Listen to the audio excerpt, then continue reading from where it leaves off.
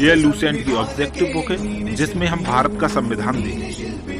भारत के संविधान में संविधान की अनुसूचियां देखेंगे जिसमें हम लेवल सेकंड देखेंगे।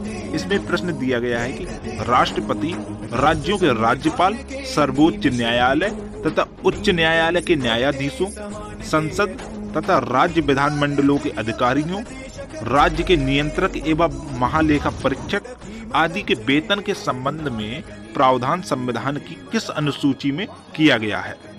द्वितीय अनुसूची में किया गया है। ठीक है, पदाधिकारियों के वेतन द्वितीय अनुसूची में। द्वितीय अनुसूची में इसमें भारत राज्य व्यवस्था के विभिन्न पदाधिकारी कौन कौन से? राष्ट्रपति, राज्यपाल, लोकसभा के अध्यक्ष और उपाध्यक्ष, राज्यसभा के सभापति और उपसभापति, विधानसभा के अध्यक्ष और उपाध्यक्ष, विधान परिषद के सभापति एवं उपसभापति, उच्चतम न्यायालय के और उच्च न्यायालयों के न्यायाधीशों और भारत के नियंत्रक एवं महालेखा परीक्षक आदि को प्राप्त होने वाले वेतन, भत्ते, पेंशन का उल्लेख किया गया है। किसमें? द्वितीय अनुसूची में। अगला प्रश्न है आपका, भारतीय संविधान की तीसरी अनुसूची का संबंध किससे है? भारतीय संविधान की तीसरी अनुसूची का संबंध किससे? शपथ एवं प्रतिज्ञा से। शपथ एवं प्रतिज्ञा से। तृतीय अनुसूची, इसमें विभिन्न पदाधिकारियों, राष्ट्रपति, उपराष्ट्रपति, मंत्री, उच्चतम एवं उच्च न्यायालयों के न्यायाधीशों द्वारा पद ग्रहण के समय ली जाने वाली शपथ का उल्लेख किया गया है। किसमें किया गया? तृतीय अनुसूची में। अगला प्रश्न है आपका, संविधान की किस अनुसूची में प्रत्येक राज्यों तथा संघ राज्य क्षेत्रों के लिए राज्यसभा में स्थानों के आवंटन की सूची है? संविधान के किस अनुसूची में प्रत्येक राज्यों तथा संघ राज्य क्षेत्रों के लिए राज्यसभा में स्थानों के आवंटन की सूची है? आपका आंसर हो जाएगा चतुर्थ अनुसूची में। ठीक है, किसमें? चतुर्थ अनुसूची में। चौथी अनुसूची में इसमें विभिन्न राज्यों एवं संघीय क्षेत्रों के राज्यसभा में प्रतिनिधित्व का विवरण दिया गया। किसमें? चतुर्थ अनुसूची में, राज्यसभा में सीटों का आवंटन। अगला प्रश्न है, निम्न में से भारत के संविधान के किस एक अनुच्छेद या अनुसूची का संबंध स्वशासी जिला परिषदों से है? आपका आंसर हो जाएगा छठी अनुसूची से। ठीक है, संविधान की छठी अनुसूची का संबंध स्वशासी जिला परिषदों से है। छठी अनुसूची में असम, मेघालय, त्रिपुरा और मिजोरम राज्यों की जनजातीय क्षेत्रों में प्रशासन और नियंत्रण के बारे में बात कही गई है, छठी अनुसूची में। अगला प्रश्न है आपका, भारतीय संविधान में 22 भाषाओं को राजभाषा का दर्जा प्रदान किया गया है। इन राजभाषाओं का उल्लेख किस अनुसूची में है? 8वीं अनुसूची में राजभाषाओं का वर्णन किया गया है, 22 राजभाषाओं का 8वीं अनुसूची में। संविधान की 8वीं अनुसूची में राजभाषाओं का उल्लेख है। मूल रूप से इसमें केवल 14 भाषाएं शामिल थीं, लेकिन वर्तमान में इनकी संख्या 22 हो गई है। 21वें संविधान संशोधन द्वारा सिंधी को, 71वें संविधान संशोधन द्वारा, 1992 द्वारा नेपाली, कोंकणी तथा मणिपुरी को राजभाषा का दर्जा प्रदान किया गया।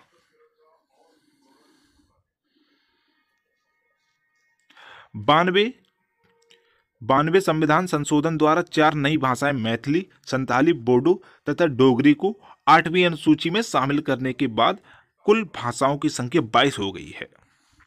अगला प्रश्न है आपका, भारतीय संविधान की 8वीं अनुसूची का संबंध किससे है? भारतीय संविधान की 8वीं अनुसूची का संबंध किससे है? 8वीं अनुसूची का संबंध भाषाओं के साथ, भाषाओं से है। भारतीय संविधान की 8वीं अनुसूची का संबंध भाषा से है। भारत के मूल संविधान में कुल 14 भाषाओं का उल्लेख था, वर्तमान में इनकी संख्या 22 है।